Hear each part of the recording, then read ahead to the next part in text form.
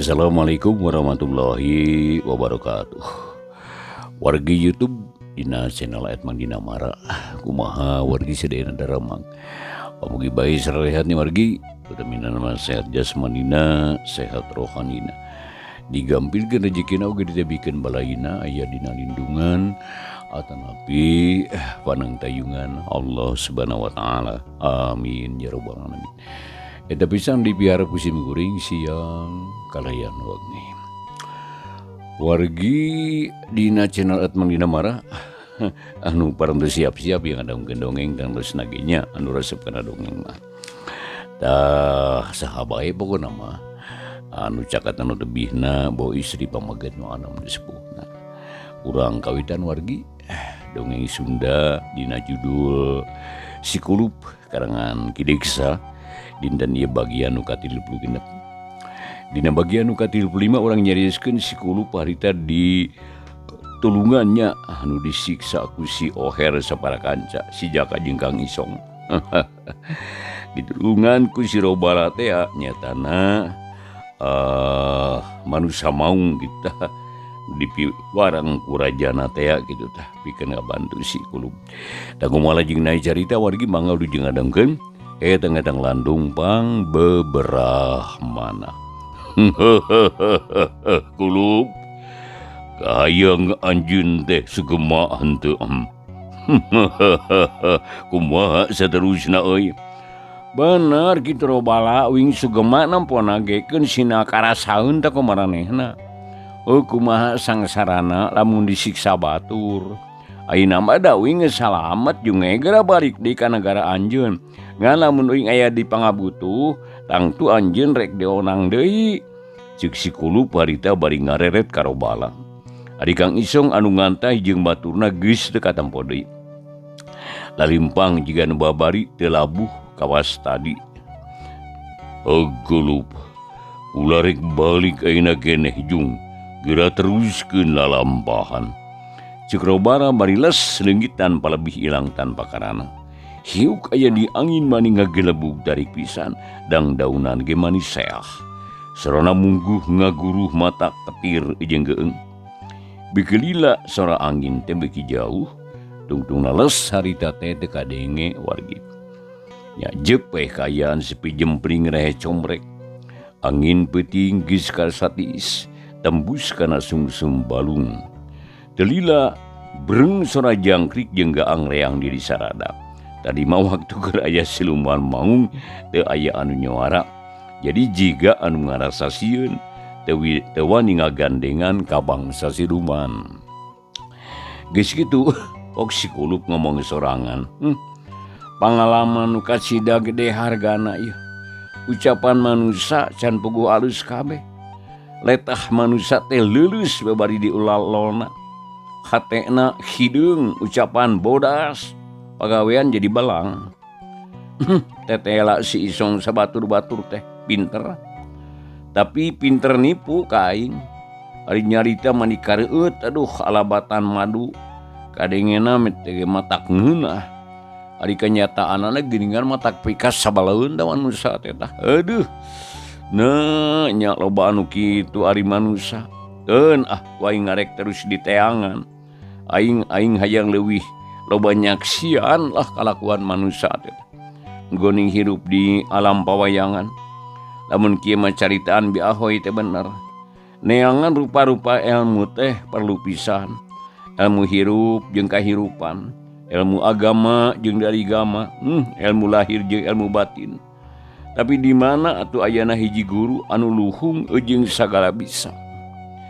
Rek diteangan ku aing sok sanajan nepi ka tungtung langit ge. Kitu ceuk si kulub bari meresan papakeanana harita. Atuh gap kana bedog, gap di kana dudukuy samakna, tetela kabeh araya keneh gini. Malah koja oge teu lesot ngagawing bae dina tak-takna. Sanggis tarapti gedig indit ngajugjug deui ka lembur Cikarancang, nyusul Kang Isong anu keur ngantai tiluan. Kabeneran kaayaan teh teu poe kawas tadi. Bentang-bentang sing karicep nyaksian si kulub anu lumampah teh. Kacaturkeun wargi kaayaan di jero lembur, Mang Alim jeung baturna nu duaan keur ngariung di garduh. Tiluanana ngajaran tul bari diharudung ku sarung lantaran kacinda tirisna. Harita teh geus liwat tengah peuting, di garduh teu nyeungeut lampu atuh kaayaan teh poek dahieum ku tatangkalan teh. Ari Mang Alim harita jeung baturna teh arudud. Atuh teu beda we eta mah jeung cika-cika anu keur ngariung tiluan. Lamun katampo ti kajauhan, dina eta kasempatan pok Mang Alim nyarita ka baturna. Lain euy, kuring mah ngarasa malangit teh yeuh, sabenerna mah. Peda tadi we pas sore aya budak ngora saurang anu jajan ka warung Bahoy tadi teh. Terus datang deui si Jaka jeung si Oher. Duanana nareangan eta jajakan saurang teh. Saterusna di si Isong ngilu campur kana eta urusan. Kalayan manehna teh menta kasaluyuan ti kuring pikeun nepungan budak ngora nu tadi teh. Ku kuring diidinan nya. Ari tadina mah teu boga kacurigaan naon euy. Tapi ayeuna kuring jadi teu puguh rasa ieu. Sok sieun si Isong nyieun peta anu teu bener ka eta jajaka tah. Aduh, kumaha ceuk pamikiran maraneh ieu? Kodir kitu ceuk Mang Alim bari ngareret kana duaan. Jep sakadapan majempe nu ditanya can aya nu ngajawab. Mang Hili jeung Mang Kodir malikir sajeroning hate. Sabab teu bisa ngajawab kitu bae. Ku dipikiran heula nu lantip sanggeus sadalila pok Mang Hili ngajawab.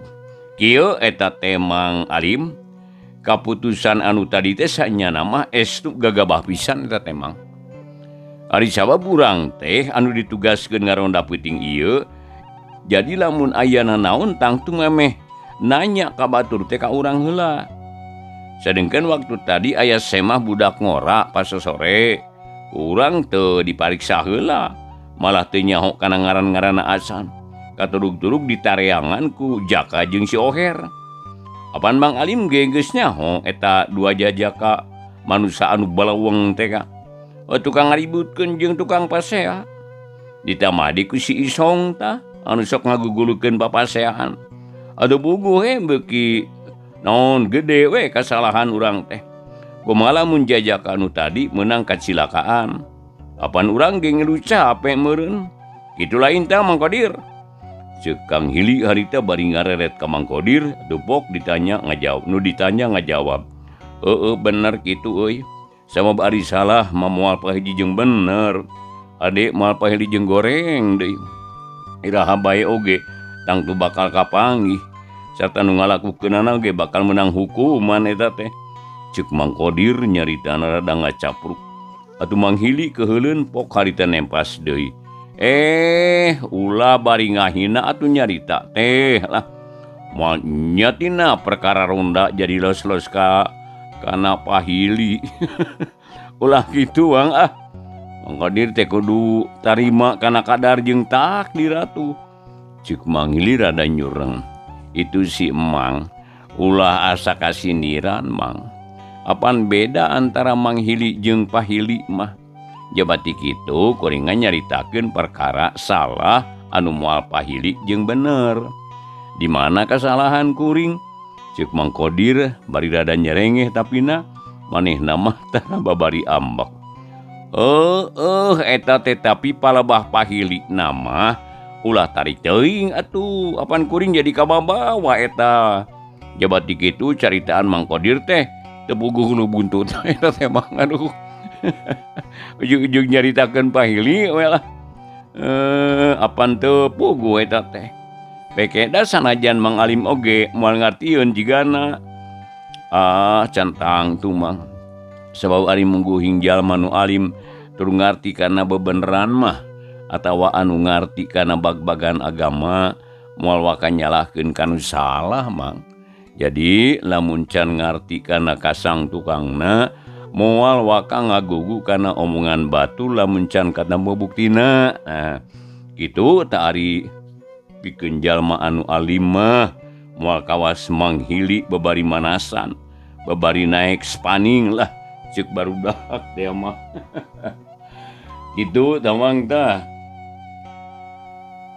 Kicek Mang Kodir harita beki ngacapruh. Moal bener nyarita anjing jelema nu kuceleu mah. Geus cicing tong pipilueun kana urusan kolot ari budak mah.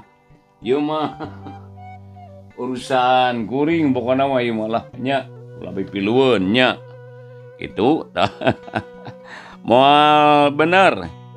Jeung deui ieu mah urusan kuring jeung Mang Alim sakitu we pokona mah.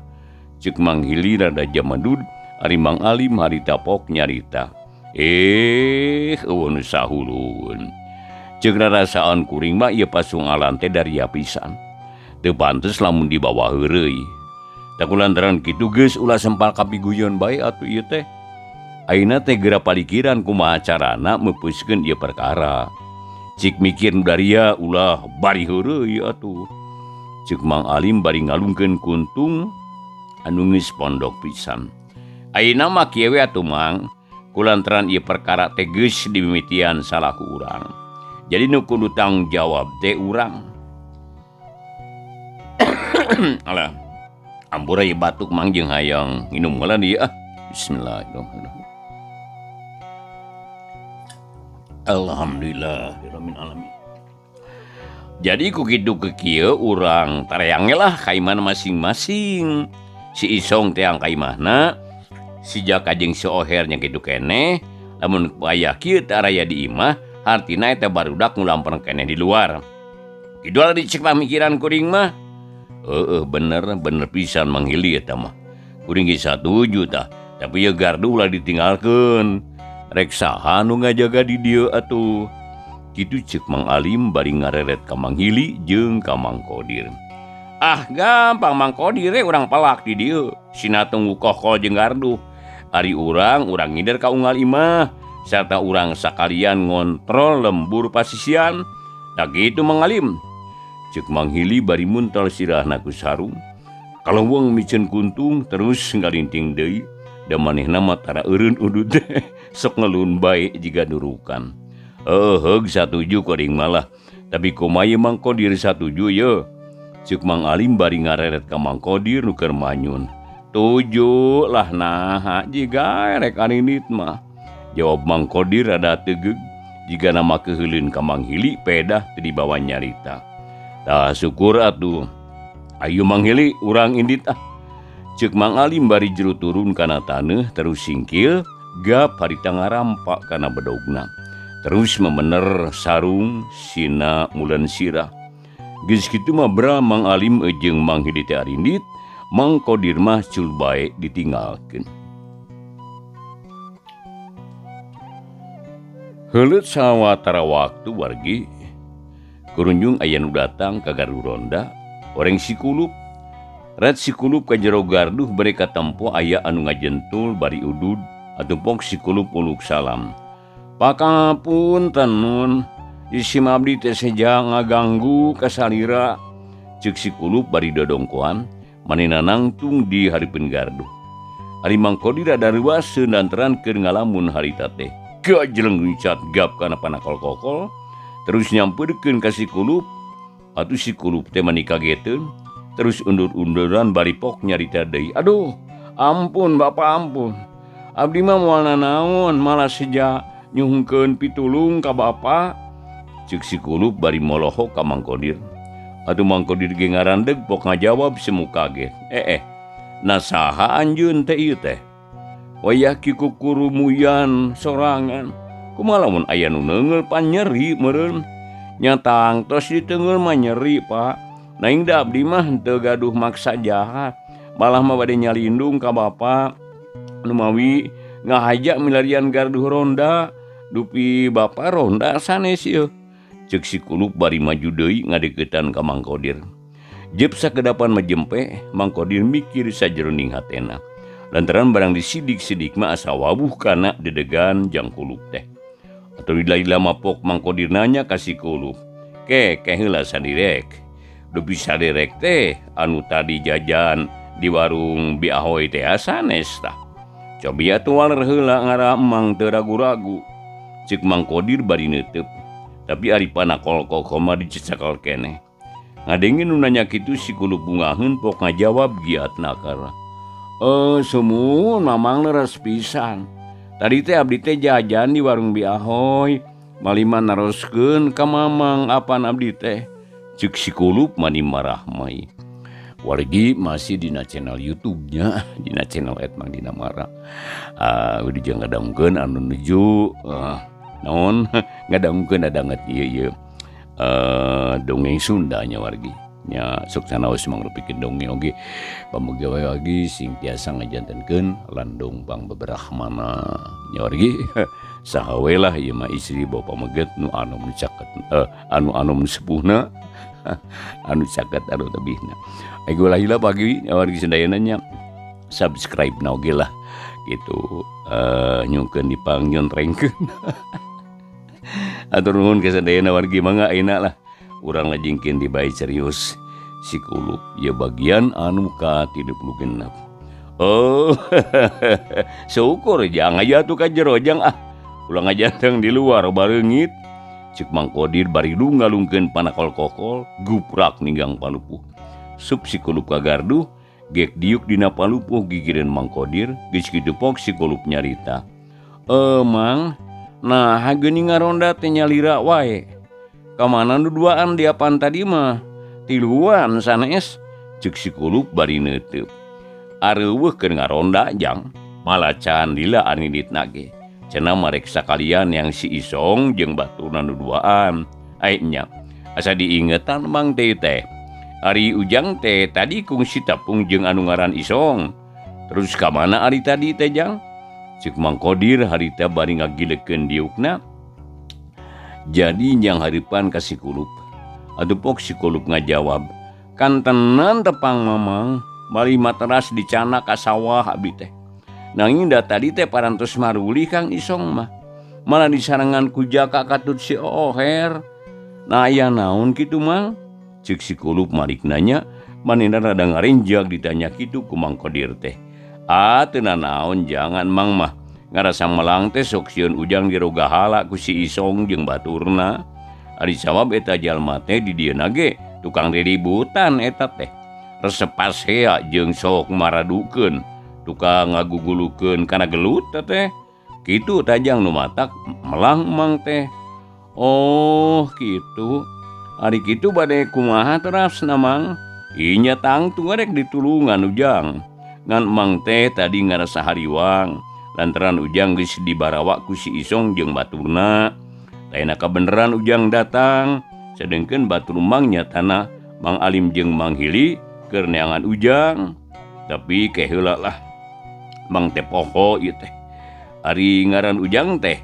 saha itu nu sabenerna ieu cuk Mang Kodir bari neuteub ngaran abdi mah kulup Mang ari Mang saha jenengan ngaran Mang mah Kodir jang syukurlah bisa ditepungkeun jeung ujang ari ujang urang mana ieu teh nah bener ujang teh urang Cihanjuang gitu leres Mang abdi mah ti Cihanjuang ieu teh urang Cihanjuang ari anu dimaksad si jangalalana neangan pangalaman abdi teh Mang kitu nanging naha aya naon atuh nu saleresna di dieu teh Mang geuning bet loba nu aneh di dieu mah waktu abdi kakar datang ka dieu aya barudak ngalut bari nakolan kokol awi ari ayeuna geus aya di jero lembur bet mangih manusia nu jiga si Isong jeung naon sababna abdi tareangan naon dosa abdi teh Mang ceuk si kulup bari murungkut jigana ngarasa tiris lantaran harita teh geus asup kana janari leutik teh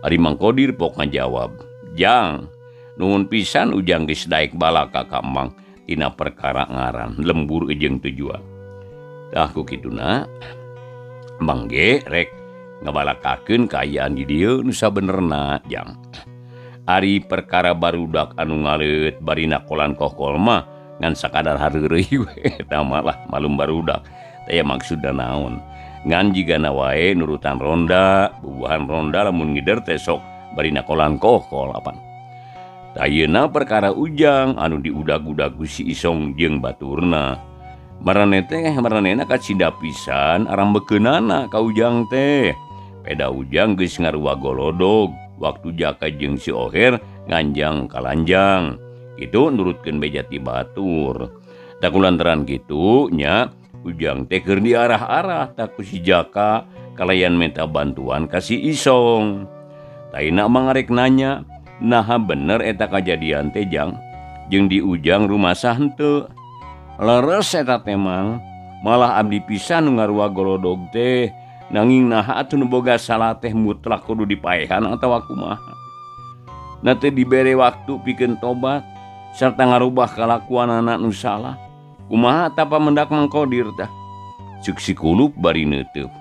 Itu kitu jang. Hiji jalma nu nyieun kasalahan henteu mutlak kudu dipaehan. Malah kudu dibere heula pangeling-eling samemeh dibere hukuman teh. Lamun anu nyieun kasalahan bisa ngarubah kalakuanana anu salah, eta teh hiji kamajuan pikeun dirina. Sampar henteu sarta henteu kudu dihukum ku jalan nu kasar. Kawas kalakuan si Isong jeung baturna. Hidu tah ceuk pamanggih embang mah kumakar di ku ujang.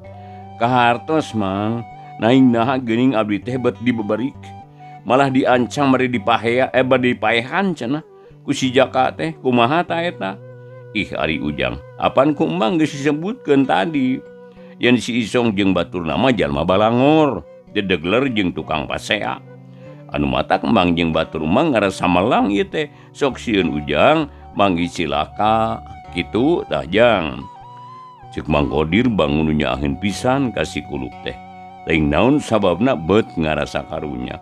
Oh, laras kahartos pisan mang. Nanging kedah kumaha atuh abdi teh ayeuna ieu? Ceuk si Kulup teh wanita telepek ka Mang Kodir. Ah, daina mah ujangna ge geus puguh salamet. Ya nuhune anu aya jang, tapi Mang teh panasaran ieu teh jang sabenerna mah ieu. Hayang nyaho lah kana lalakon hidup Mang teh ieu. Ayeuna Mang arek nanya nya ka ujang. Waktu dibawa ku si Isong. Ujang dikumahakeun ta tadi teh jang tah? Jero gahala atawa henteu? Jeung naon anu nyeri cik caritakeun ka Mang ulah asa-asa. Suganan Mang bisa nulungan. Kitu ceuk Mang Kodir bari ngagilirkeun silana. Manehna bener-bener ngarasa karunya ka si Kulup teh. Atulang si Kulup ngahulang heula sakedeung. Manehna mikir-mikir heula pijawabeun nu hade. Sangkan teu matak jadi ributan, ayeuna pok si Kulup ngajawab. Mang Kodir, abdi teh memang leres kungsi dicandah ku Kang Isong jeung baturna duaan. Tadi teh abdi dicana ka sawah, manawi teh abdi bade dipahala atawa dirangket terus dipaehan. Ari pek tengan ditanya wungkul, malah tungtung nama ngobrol we silih tukeran pengalaman. Jadi abdi teh henteu dina naon Mang. Kajaba ti ditanya tina perkara anu diterangkeun ku Mang tadi. Ngan sakitu nu penting nama. Malah terus saya abdi teh wangsul deui ka dieu ngan teu bareng sareng Kang Isong. Aranjeunna mah dati payun tiluan. Ari abdi mandeurikeun maneh kitu tah Mang. Ceuk si Kulup harita ngabohong. Lantaran lamun diterangkeun satara basna bisi matak jadi rame. Sabab dang tukang Isong jeung baturna teh bakal ditewak wan wajib. Kitu pamikir si Kulup nu matak kapaksa ngabohong. Uluh, bagja teman jang. Syukur atuh ari teu dina naon mah. Da memang nyaeta pisan nu dipiharep ku Mang ge. Ayeuna kieu jang. Ujang teh sabenerna keur neangan naon atuh ieu teh. Jeung deui ari ujang boga kene indung bapa. Ceuk Mang Kodir nanya kanu leuwih jero. Ari nu dimaksad mah bade milarian guru abdi teh Mang. Atuh perkawis indung bapa rempeg keneh abdi mah. Indung aya, bapa aya ngan nya sote lunta. Tina awahing ku hayang neangan pangalaman bari neangan guru. Tah kitu Mang Kodir ari maksad Mang kumaha kitu? Ih kieu jang teh kieu nya. Ari sugan teh ujang teh geus patulalis. Tadina lamun nya kitu cicing jeung Mang. Kabeneran Mang teh boga anak hiji oge maot taun tukang tah. Ujang teh rek dipake gantina tadina mah. Oh kitu hatur nuhun atuh Mang. Naing hanya kalpisane abdi teh moal tiasa nyocokan kapalai Mang. Margi gaduh tujuan hirup anu nuju digarap. Abdi oge kalintang ngaraos bingahna tah. nguping kasauran kitu teh mang. Ieu teh hiji tawis yen manusia teh henteu goreng kabeh. Kitu tamang. Bener eta teh jang. Tapi nya taya halanganana ari ujang teh daek di aku anak umang mah. Ngantang tu ujang teh bakal dijajabkeun ku pangdua ti mang. Lamun ujang rek miang, rek terus ka mana tujuan ujang. Cik mang barenya hosa kalian jang. Maksad mah bade teras ka Cicapar mang, nanging sateu acana bade ka lemur Cimacan heula. Manawi kapendak bade ka Aki Somad, kanggo sateres nama bade ngidere ka unggal lemur. Cik Sikulup parita nerangkeun pamaksudanana ka Mang Kodir. Atupok Mang Kodir nyarita deui, nya syukur jang keun kumbang dinoakeun sangkana hasil maksud kalawan salamet. Ngan sameme ujang miang isukan urang ka Ima Mang heula nya. Rek aya kumaha ujang indit? Hoyong enjing-enjing we man supados ieu sareng ngirit waktos. Nanging abdi teh teu acan terang jalana mang kapalih mana atuh ti dieu teh tah. Kakaler jang, papaya jalan gede da, moal nyasab ari mapai jalan gede mah. Tapi urang dieu mah anu geus arapal sok motong kompas tah, mapai kebon ujung mentas walungan. Tapi kulantaran ujang mah kakara, kulan yang ngajaran anu hesle. Jalan eta we lah. Anu gede nya jalan gede maksudnya ame babari. Cek Mang Kodir bangun dari apisan. Sameme si Kulup nyarita deui, becenghis anu datang horeng Mang Alim jeung Mang Hili. Sup duanana arasup ka garduh sarta gek diuk dina palupuh gigireun Mang Kodir. Tapi kulantaran di dinya jadi aya opatan Mang Alim panasaran. Terus ngahurungkeun kayu api, cekes brai. Breh beungeut si Kulup teh katempueun ku Mang Alim. Adebok Mang Alim nanya ka Mang Kodir, "Dir, sari ieu ieu. Geuning aya semah nyari." Cik Mang Alim bari ngareret ka Mang Kodir, terus ngareret deui ka si Kulup. "Ieu teh nu tadi datang teh, Mang."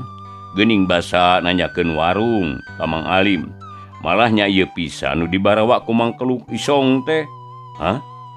Jadi ieu teh saha ngaranna?" Cik Mang Alim teu kebat nyaritana lantaran poho cenah ngaran. Ari si Kulup cicing bae teu nyarita. Ari sabab Mang Alim nanyakeun ka Mang Kodir. "Jang Kulup ngaranna teh Mang, urang Cianjuang teh. Geuning tadi ditareangan ku Jaka jeung si Oher. Kumaha barudak teh araya, Mang?" Cik Mang Kodir malik nanya atupok Mang Alim ngajawab, "Jang Kulup. Nya syukur atuh ujang salamet yuk. Urang nepangkeun heula jeung emang ieu." Cik Mang Alim bari nyolongkrong ngajak sasalaman ka si Kulup. Atuh tungtung nama sararea gugap sasalaman. Malah Mang Kodir ge pahibut milu sasalaman. Nya sanggeus sasalaman gek Mang Alim teh diuk deket si Kulup. Teu lila pok Mang Alim nyarita ngajawab pertanyaan Mang Kodir. "Dir, tetela si Isong jeung budak anu duaan teh teu araya di imahna. Malah ngahaja indung bapana ge dihudangkeun. Tapi waktosna wargi sadayana teu nya kapan. Lupina ieu carita Sunda atau dongeng Sunda dina judul Si Kulup karangan Kilik sabagian anu ka-36 urang pungkas dicekapeun duikeun ka dieu bae wargi sadayana nya. Pamugi ieu sakali sok canaos mangrupikeun dongeng sing tiasa ngajantenkeun landung pambeberahmana atapi landung nyarayakeun mana. Insyaallah wargi nya atuh lajengna ieu carios nyata Si Kulup bagian nu ka-37 enjingna waktos anu sami urang lajengkeun deui. Atur nuhun keparatosanana wilujeng baturai. Wassalamualaikum warahmatullahi wabarakatuh.